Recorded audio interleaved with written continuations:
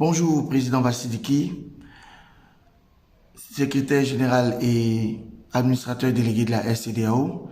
Après l'inauguration de votre siège Afrique, avec la participation massive des pays qui ont un accord de siège avec vous, quelle est la seconde étape de votre plan d'action? Je voudrais remercier d'abord tous ceux qui ont participé à l'ouverture de notre bureau Afrique et leur dire sincèrement merci, plus particulièrement à la Guinée-Conakry et au Niger.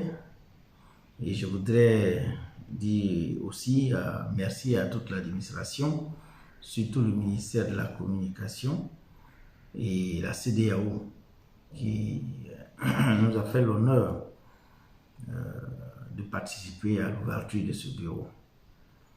Ceci étant dit, j'ai dit pendant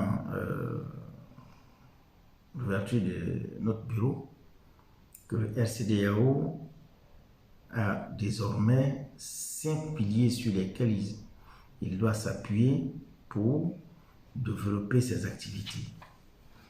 Disons pas 5 piliers, mais 12 piliers en réalité. Mais nous avons choisi 5 dans un premier temps sur lesquels nous devons nous appuyer pour pouvoir faire effacer un peu l'image sale que les gens ont dû avoir de notre organisation compte tenu du passé récent. Alors, nous avons décidé de lancer un premier séminaire de renforcement des capacités des ONG en droit de l'homme, en matière de droits de l'homme. Et ce grand séminaire international qui va être répété en Guinée-Conakry, comme en Sierra Leone, comme au Niger, comme au Mali et autres, ce grand séminaire va s'ouvrir jeudi, ici, à la mission. Et nous avons déjà près de 50 ONG qui se sont inscrits pour participer à ce séminaire important qui va s'articuler autour de 3 grands ateliers. Le premier, c'est la société civile, enjeux et perspectives. Et le deuxième, c'est les droits de l'homme. En réalité, qu'est-ce que c'est? Donc, l'expert en droits de l'homme va instruire les ONG sur cette question. En plus, les droits de l'homme et les mutilations génitales. Et ça, nous ne sommes pas les seuls à souhaiter avoir un éclaircissement sur ces droits. Maintenant, le foncier rural, qui est devenu un enjeu terrible aujourd'hui, nous allons avoir des professeurs, des experts dans ce domaine qui sont reconnus. Tout le monde sait ce que c'est que M. Dagou, qui est un expert du foncier. Donc, ce n'est pas un petit atelier que nous allons ouvrir le jeudi. C'est un grand atelier international, national et international. Donc, dans un premier temps, ce que je veux dire, c'est un appel que je lance aux ONG, un appel que je lance aux sociétés civiles, parce que souvent les gens font l'amalgame entre les sociétés civiles et les ONG internationales. Tout ça, ça va être débattu et éclairé afin que la presse se saisisse de ces informations et fasse une large diffusion auprès de la communauté nationale et internationale. Président, semblerait-il que M. Dawa serait sorti de la MACA le 5 juillet, vous informer, et quel est votre sentiment?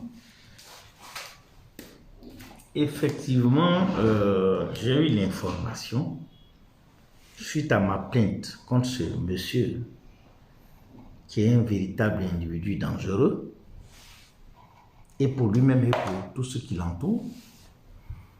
Je portais une plainte contre lui pour plusieurs violations de droits, pour plusieurs violations des décisions de justice, tant en Côte d'Ivoire qu'en Belgique.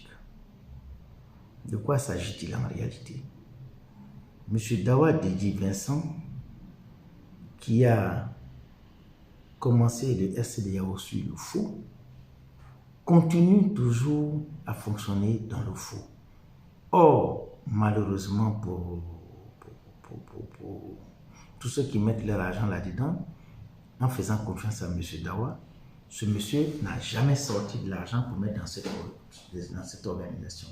Au contraire, il utilise cette organisation pour escroquer toute la communauté, tous ceux qui lui font confiance. Ce monsieur est né que pour faire que du faux. En Côte d'Ivoire, la justice ivoirienne l'a libéré. Je respecte les décisions de justice. Je ne sais pas les raisons. En tout cas, moi, je n'ai pas retiré ma plainte contre lui. Et je suis convaincu que ce monsieur retournera en prison très bientôt. Et je le sais. Parce que depuis le 17 juin 2017, il est toujours prisonnier. Depuis la nuit du 27 juin, il est toujours prisonnier. Donc, il va et ressort, il va et ressort. Mais cette fois-ci, je pense que ça sera la totale parce que ce monsieur a trop fait de mal à des personnes innocentes qui ont cru et qui ont un cœur en or pour aider la communauté, pour aider les parents qui sont en détresse. Mais il abuse de tout le monde et il a une équipe. Je n'ai pas envie de parler de ce monsieur parce qu'il est d'une monstruosité grave. C'est-à-dire qu'il est très mauvais, ce monsieur. Il est très mauvais. Je ne sais pas si... En tout cas, en ce qui me concerne, je vais le combattre toujours pour qu'il aille en prison. Et il ira en prison. S'il est sorti, il repartira en prison. Ça, je peux vous le confirmer. Parce que tout ce qu'on fait pour aller en prison, c'est ce qu'il fait. Voilà. Je voudrais m'arrêter sur ce chapitre-là.